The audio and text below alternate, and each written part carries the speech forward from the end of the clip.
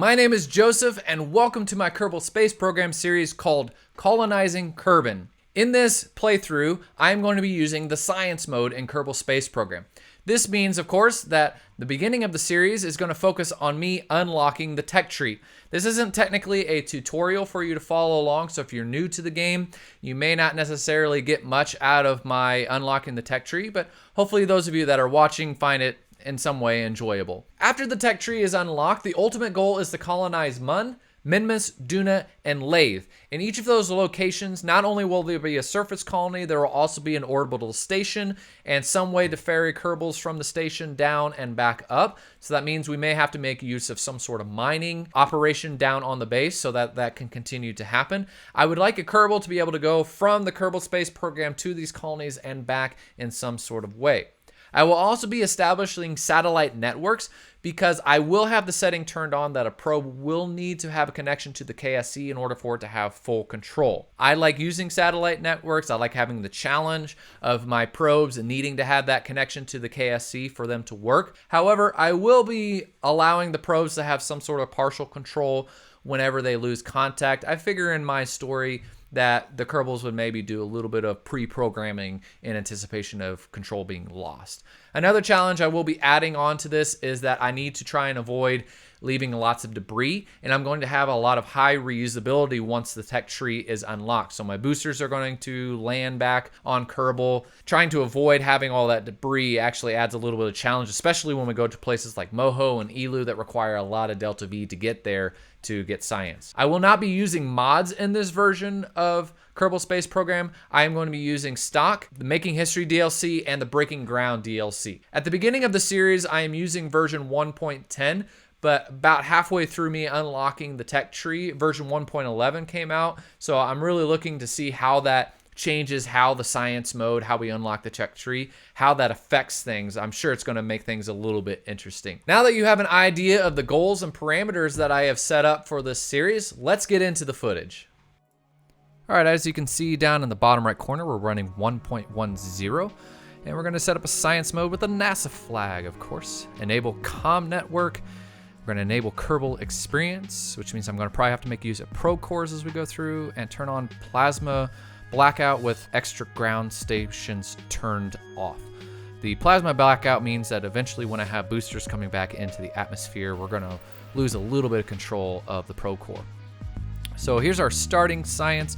The footage is going 4 times speed, so if you need to look at what I'm doing, maybe just pause it or slow it down, feel free to do that.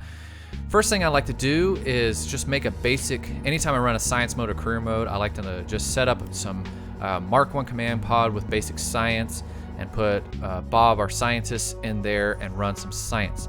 Now, a little tip for you guys that are new to science modes, you want to make sure whenever you run crew reports and EVA reports that you have your Kerbal get out of the command pod, take the science out of the command pod, then jump back in, and that'll get you some additional science. All right, so we just did that from the launch pad. Now we're going to do the same thing we were doing earlier, run the mystery goo, EVA report, crew report, take a surface sample, all of that stuff from the runway. Those are biomes themselves. Now this was a little funny. I was trying to roll the Mark 1 command pod off the runway and get to the biome next to it, but whatever. We still got 37 science, so that's going to allow us to unlock basic rocketry and get a booster and unlock Engineering 101, which is really important because that gets us to the temperature detector, temperature thermometer, whatever we call it.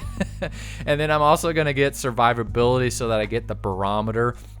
Now I wanted to get stability unlocked as well, so I have some fins. I really didn't want to try and launch into orbit without it, so I'm gonna make a little, I'm just gonna make a command pod again, and I'm gonna add on the additional science, the temperature gauge, the barometer, and the mystery goo. And once again, well, I thought I was gonna have Bob go out, but it looks like I had Jeb go out. We're just gonna do just the science that we didn't do earlier and recover an additional, looked like about 8 science, so that gave us just enough to get those fins so that we can do our first suborbital launch. Now, well, at least that was the plan. The plan was to go suborbital, but this didn't pan out. Anyway, I'm gonna put a decoupler here. I'm gonna add the fins so that we have some control, have the parachute up top, Always check your staging. If you're a fan of Scott Manley, you'll definitely want to watch his videos. He's really good on these tutorials and helping you out. And always check that staging. And we're going to put Bob the scientist. So he's not going to have a lot of control, but he will be able to redo some of the science like the mystery goo. If you don't have a scientist, the mystery goo, you can only do it once.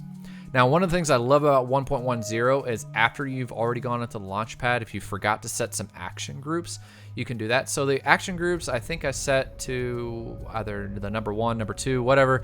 So that way I can run that science quickly. We're gonna run science right above the launch pad. So you're gonna see me do that real quick right here.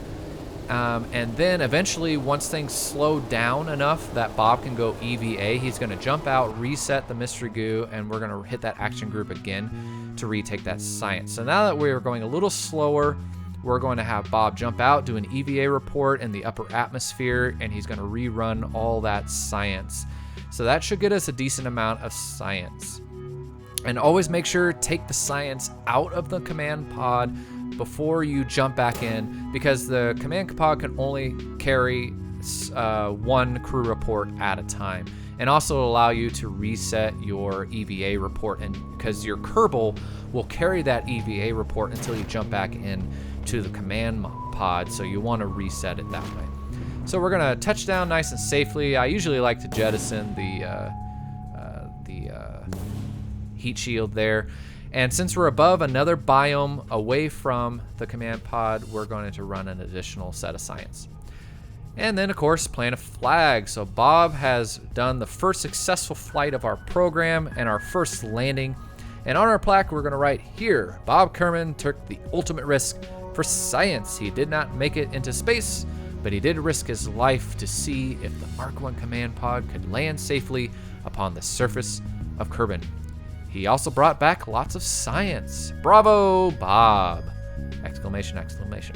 So let's see how much science Bob brought back, and it looks like, bam, 90 science on that first flight. So that's going to conclude our first episode of Unlocking the Tech Tree in our Colonizing Kerbin series, and when we come back, we, of course, going to keep unlocking and grabbing more science and unlocking that tech tree. So see you next time.